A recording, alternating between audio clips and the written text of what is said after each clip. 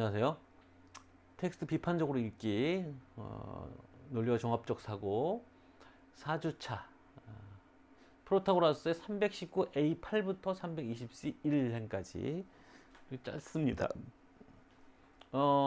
지난 시간에 우리가 얘기했던 내용이, 소크라테스와 히포크라테스가 드디어 날이 밝아서, 프로타고라스가 묵고 있는 칼리아스의 집을 찾아가서, 칼리아스의 집에 문지기와 신경이를 하다가 들어가 봤더니 그 소피스트들이 잔뜩 모여서 자기 제자들 거닐고 있는 풍경들을 쭉 묘사를 하고 그걸 마치 하데스의 광경처럼 얘기를 했다라는 얘기를 하고 몇 가지 질문을 던졌습니다.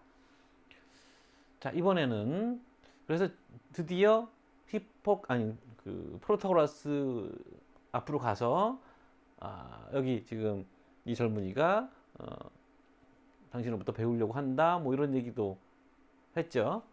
지난번에 거기까지 했죠. 그리고 나서는 이제 당신이 가르치는 게 뭐냐라고 했더니 시민적 덕을 가르친다 이렇게 돼 있어요.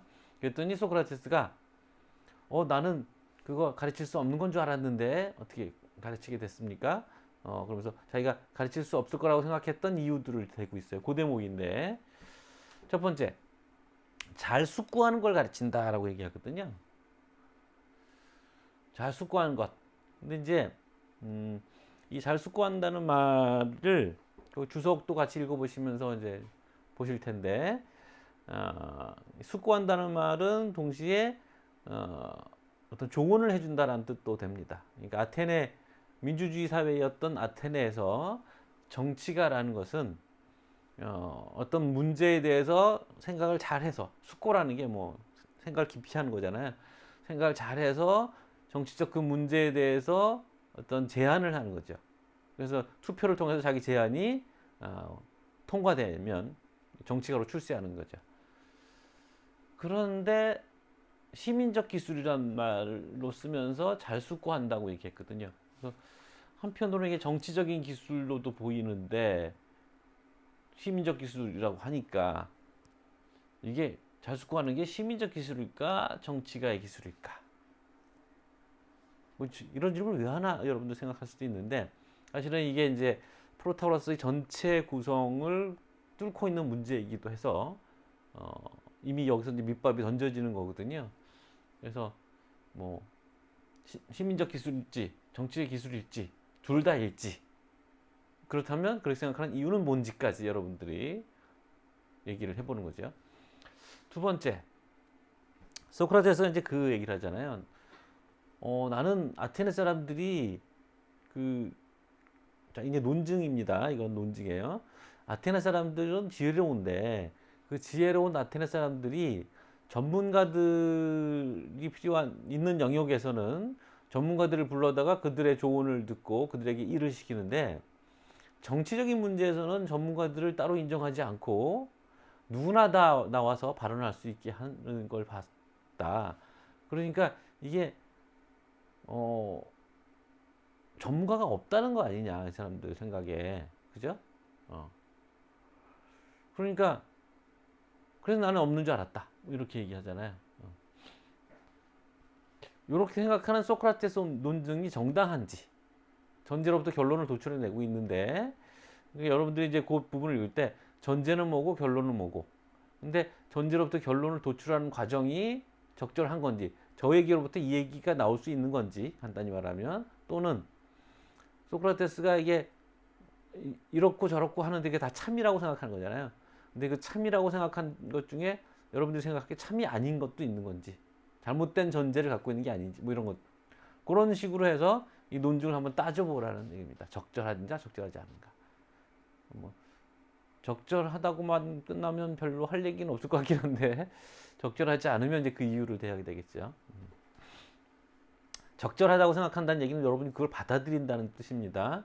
그러면 내가 이 소크라테스 얘기를 받아들일 수 있는지를 생각해 보시면 적절하다고 생각해야 될지 말아야 될지를 여러분들이 따져볼 수 있는 거예요. 그러니까 저 결론을 받아들일 수가 없겠는데 그러면 내가 왜 받아들일 수가 없는 거지? 그 생각을 해본다거나, 또는 결론은 마음에 안 드는데 논증이 맞으면 사실은 받아들여야 하는 거예요. 뭐 그런 것도 있으니까 그런저런 생각들을 같이 해보세요. 세 번째, 덕은 가르쳐 줄 수 있는 것이라고. 그러니까 소크라테스는 시민적 덕 또 시민적 기술 뭐 그거는 가르쳐 줄 수 없는 거라고. 그러니까 지금 덕을 시민적 기술이라고 생각하고 있는 겁니다. 소크라테스는.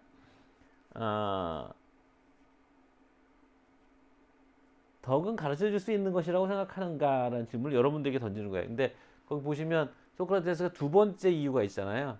아테네 유명한 정치가들이 있는데 그들이 자기들은 덕이 있는 인물이면서 그러면서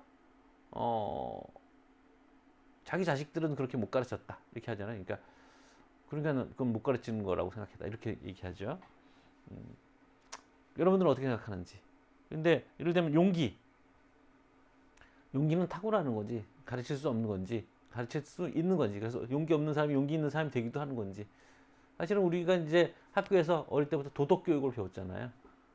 뭐 남에게 뭐 거짓말을 하면 안 되고 뭐 친구들 간에 사이좋게 지내야 되고 뭐 이런 얘기들 하는데 그게 다 덕이잖아요.